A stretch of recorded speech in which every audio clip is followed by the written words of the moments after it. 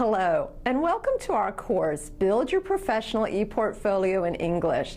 I'm Karen Peterson, and I'll be working with you over the next several weeks to help you learn English and create your professional ePortfolio so that you can successfully market yourself online. We're going to learn about the various parts of ePortfolios and how to use the appropriate language to go along with it. Before we start, what is an ePortfolio, and why would you need one? An ePortfolio is an electronic web-based collection of your work that shows what you've learned and what you've accomplished. It could be in the form of a website or a blog and will need to clearly show who you are as a professional.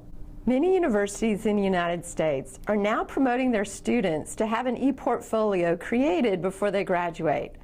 And according to Forbes, almost 60% of all people that do the hiring for their company are more impressed by a potential employee's personal website than any other form of branding. Just 7%, however, have their own site.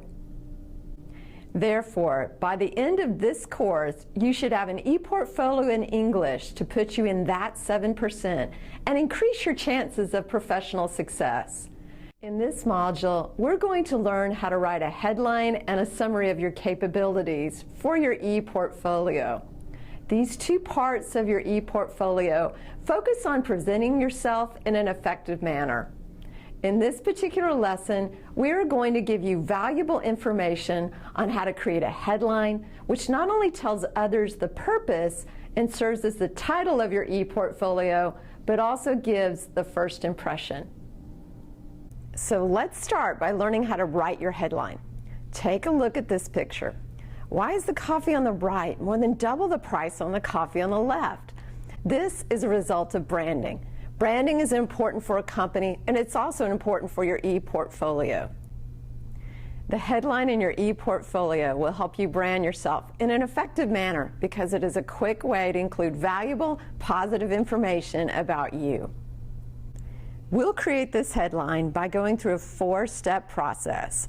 Step 1 is about choosing a job title. Step 2 is about choosing an action verb that best describes what you do. Step 3 is about choosing the object of the action verb. And step 4 is about choosing the purpose of your actions. So first, let's select the job title. Students often confuse fields of study and job titles. In English, fields of study normally take an ing or ICS endings, like engineering and mathematics.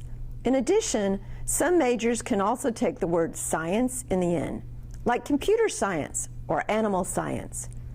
However, job titles normally take IAN, ANT, ER, or IST endings, like in mathematician, consultant, engineer, or biologist. Therefore, to write your headline correctly, include the job title as the first word of the sentence. Including the correct job title improves your chances of being seen by the right recruiters. As an example, we're going to help Bob write his headline. So, which one of these can be Bob's job title? Mechanical engineer or mechanical engineering? If you picked A, you are correct. Also, if you notice these examples, you need to begin each word of the job title with a capital letter. The second step is about choosing the correct action verb to describe what you do. Action verbs are verbs that refer to an action, like working or managing. There are several action verbs for each specific field.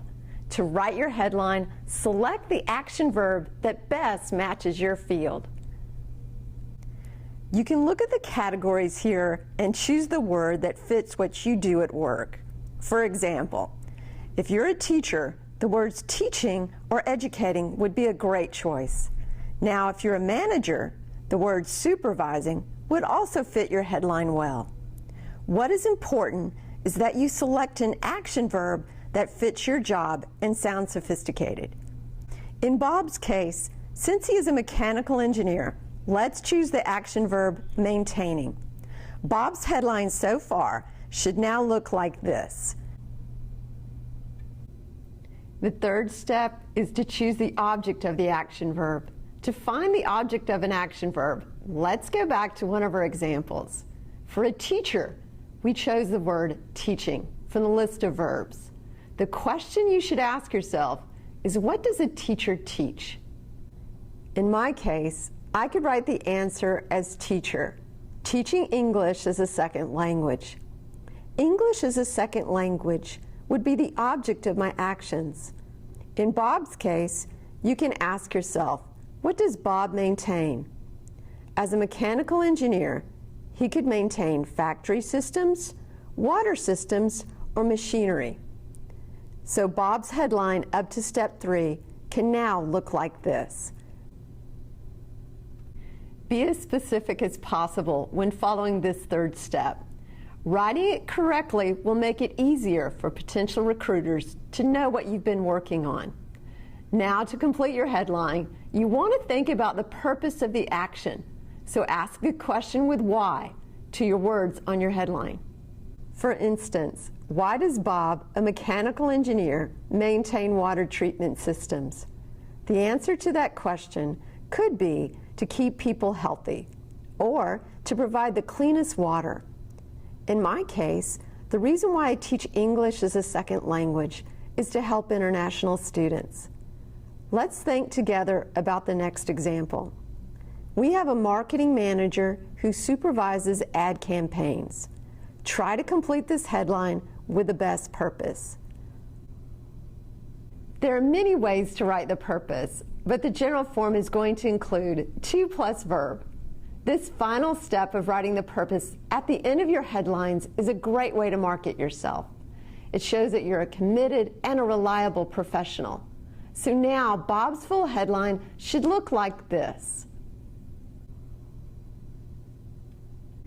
We now have reached the end of our lesson. In this lesson, we've learned how to write an effective headline for your ePortfolio.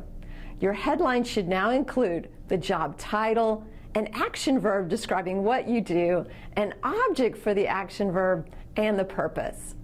In resources, you'll find practical information on how to choose an ePortfolio site and a list of job titles. If you don't have a space online already, take this opportunity to create an ePortfolio site and start updating it with a great headline.